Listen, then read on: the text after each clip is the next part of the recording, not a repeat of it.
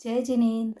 आज हम NCERT 12th अध्याय 3 मुद्रा और बैंकिंग के अंतर्गत इस बात का अध्ययन करेंगे कि साख सृजन की सीमाएं क्या हैं और मुद्रा गुणक क्या है। What is money multiplier. देखिए, साख सृजन का अर्थ होता है कि बैंक के पास जितने पैसे जमा होते हैं बैंक उससे कहीं अधिक ऋण प्रदान कर देता है, उसे हम क्या कहते हैं, साख सृजन। अब बैंक के पास जितने पैसे जमा होते हैं वह उससे अधिक ऋण कैसे प्रदान कर देता है वह हम देखते हैं। जैसे इसमें दिया हुआ है आपकी बुक में कि मैथ्यू जो है उसने 500 रुपये जो है जमा किए बैंक में, और बैंक जो है इस 500 रुपये में से कई लोगों को ऋण प्रदान करेगा और ऋण की राशि फिर वह जमा कर देगा। इस प्रकार क्या होगा, मुद्रा की पूर्ति बढ़ जाएगी। बैंक के पास जितने पैसे जमा होते हैं वह उससे कहीं अधिक ऋण प्रदान कर देता है। क्यों? क्योंकि सभी लोग एक साथ धन निकालने नहीं आते। तो क्या बैंक असीमित मात्रा में ऋण दे सकता है? नहीं। बैंक के ऋण देने की सीमाएं होती हैं। क्या सीमाएं होती हैं? पहली सीमा ऋण देने की है सीआरआर।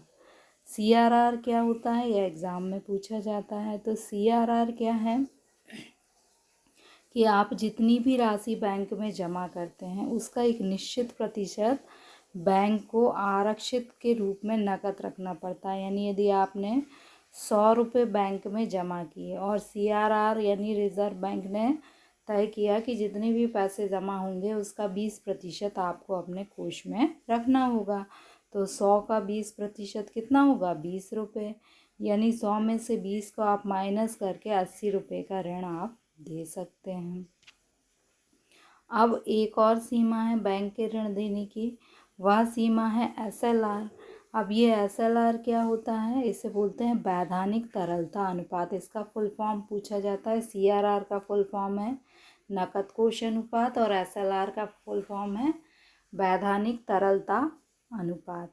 अब ये वैधानिक तरलता अनुपात क्या होता है कि बैंक जो हैं उन्हें जो भी राशि वो जमा करते हैं उसका अल्पकाल में कुछ कोष तरल के रूप में रखना अनिवार्य होता है।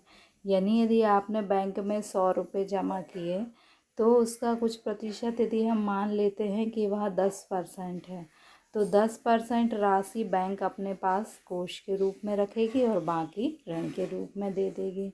अब इसमें बच्चे कंफ्यूज होते हैं कि सीआरआर क्या है और एसएलआर क्या है। तो सीआरआर में जो है, एसएलआर में एस है, एस मतलब सेल्फ, यानी एसएलआर का जो प्रतिशत होता है वह राशि सेल्फ यानी बैंक को अपने पास रखनी होती है।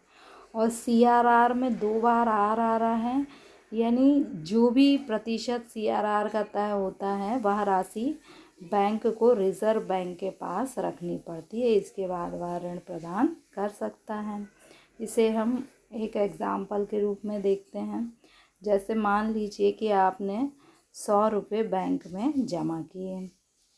यदि आप 100 रुपये बैंक में जमा करते हैं और सीआरआर 20% है, यानी आप कोष के रूप में कितना रखेंगे, 100 का 20% कितना होगा, 20 रुपये, और बाकी 80 रुपये आप क्या करेंगे, किसी को ऋण में दे देंगे।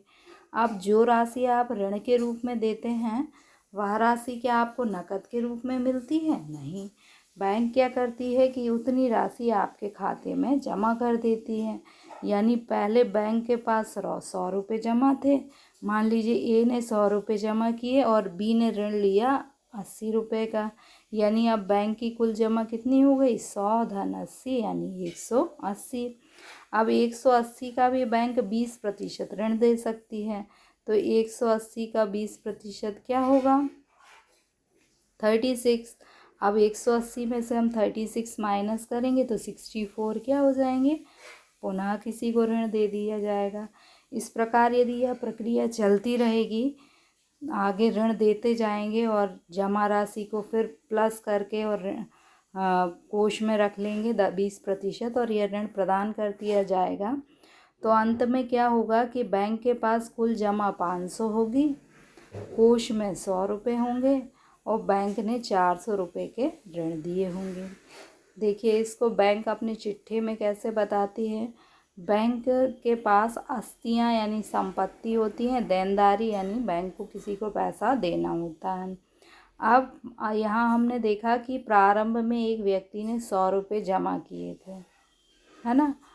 अब हमने 100 रुपये का कोष बनाते गए थे, तो ये कोष कितना हो गया था आपका, कोष बनाते बनाते मतलब 100 रुपये का हम 20% कोष में रखते गए थे। फिर हमने 100 रुपये में से 80 का ऋण दिया, 180 हो गए, इसका 20% रख लिया। फिर 64 हो गए, फिर 180 में 64 जोड़ेंगे, जो आएगा उसका फिर 20% ऋण देंगे।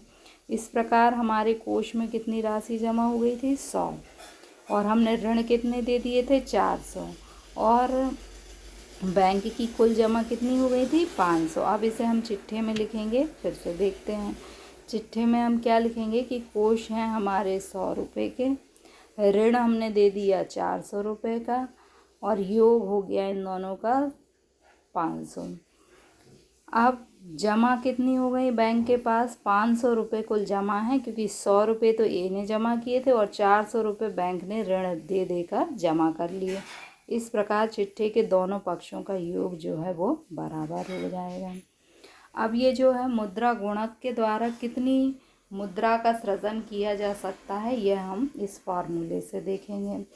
मान लीजिए कि नकद कोषानुपात कितना है, 20% है, तो मुद्रा गुणक का फॉर्मूला है 1/, नगद कोषानुपात यानी 1/20।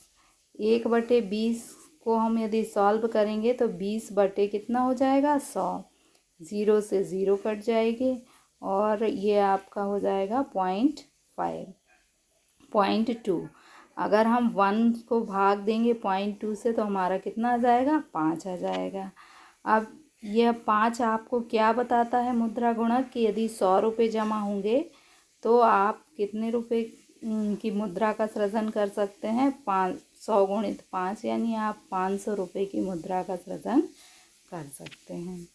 Okay, thank you.